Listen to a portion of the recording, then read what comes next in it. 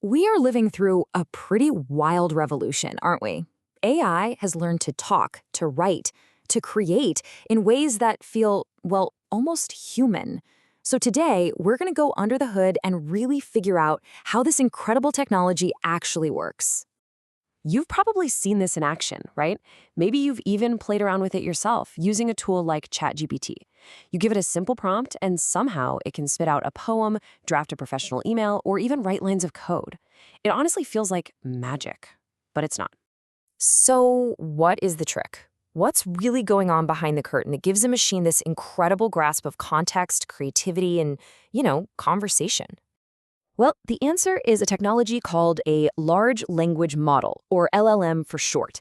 And believe it or not, those three words, large, language, and model, are the keys to understanding pretty much everything. So let's unpack them. Okay, here's how we're going to tackle this. We'll break it down into 5 parts. First, we'll define what an LLM even is. Then we'll look at its 2 key ingredients.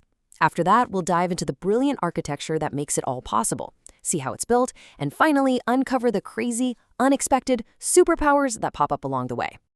All right, first up, to really get a handle on LLMs, we kind of need to see where they fit in the whole big world of artificial intelligence. At the very top, you've got this huge, overarching idea of artificial intelligence, or AI. This is the big dream, right? Creating any machine that can do stuff we normally think requires human smarts, from solving problems to understanding what we're saying. Now, nestled inside AI is machine learning. And the best way to think about it is this. Instead of a programmer trying to write a rule for every single possible move in a game of chess, the machine learns how to win by just analyzing thousands and thousands of games and spotting the patterns itself. And if we go one level deeper, we find deep learning. This uses these really complex structures, which are loosely inspired by our own brains, called neural networks. And because they have many layers, that's where the name deep comes from, they can find these incredibly subtle patterns in data that a human might totally miss. And that brings us right here. Large language models are a specific, super powerful application of deep learning. They are the massive neural networks that are trained on just unbelievable amounts of text to do exactly what we saw before, understand and generate human language. Okay, so let's deconstruct that name. What exactly makes a large language model large? Well, the large part actually points to 2 different things. First, the sheer size of the model itself. It has billions of these little internal knobs, called parameters, that get adjusted during training.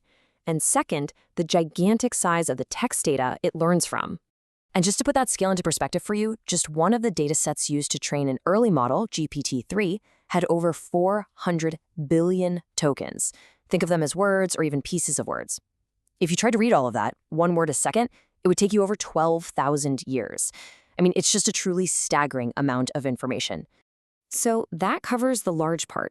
But what about the language model part? After all that, what is this colossal system actually learning to do? You'd think it's something incredibly complex, right? But the core task is, get this, shockingly simple. It's just trying to predict the very next word in a sequence. That's it? Which, of course, leads to the billion-dollar question. How does a simple task like guess the next word lead to writing poetry and computer code? The answer lies in a truly revolutionary piece of engineering. It's called the Transformer Architecture, and it came out in 2017. Its secret sauce is a mechanism called self-attention. Imagine you're reading a sentence. Your brain just automatically connects a word like he to the person who was named earlier. Well, self-attention lets the model do the same thing. It's constantly looking back and forth across all the words to figure out which ones are most important for understanding the context. And this architecture is so flexible that different models use different parts of it. So a model like BERT, for example, mainly uses the encoder half. That makes it an expert at understanding text, perfect for something like filling in a blank. But a model like GPT uses the decoder half, which is specifically designed for that next word prediction task. That's what makes it a powerhouse for generating new text. Knowing that distinction, that difference between understanding and generating is really key because it helps us see how these powerful models are actually built. It's not just a one-and-done thing. It's a 2-stage process. The first step is pre-training. This is where the model just gets thrown into a massive ocean of text, like a huge chunk of the internet, to learn general language patterns. This creates what's called a foundation model. Then comes fine-tuning, where you take that foundation model and train it on a smaller, more specific dataset to get it really good at one particular job, like being a helpful chatbot. And this is where things get truly mind-bending, because this two-step process, training on everything, then specializing, it leads to one of the most fascinating and, frankly, almost spooky things about LLMs, the unexpected superpowers they seem to just develop. These are called emergent behaviors. And what that means is these are skills that nobody programmed into the model. They just appear as a byproduct of the model getting so incredibly good at its one simple task of predicting the next word on a massive, massive scale. For example, a model can perform what's called a zero-shot task. You can just ask it, translate breakfast into German, and it can often just do it, even if it was never explicitly trained with a bunch of English to German flashcards. It just figured out the pattern from all the data it read. Or it can do what's called few-shot learning. You can literally teach it a new task on the spot just by showing it a couple of examples. Here, we're showing it how to correct misspellings, and it instantly picks up on the pattern and fixes a new one. It is learning on the fly without any retraining at all. And this is why LLMs are so revolutionary. All of these incredibly useful and complex skills, summarizing text, writing stories, translating languages, none of them were explicitly programmed. They all emerged, almost like magic, from that one simple goal: just predict the next word. Which leaves us with a final fascinating question.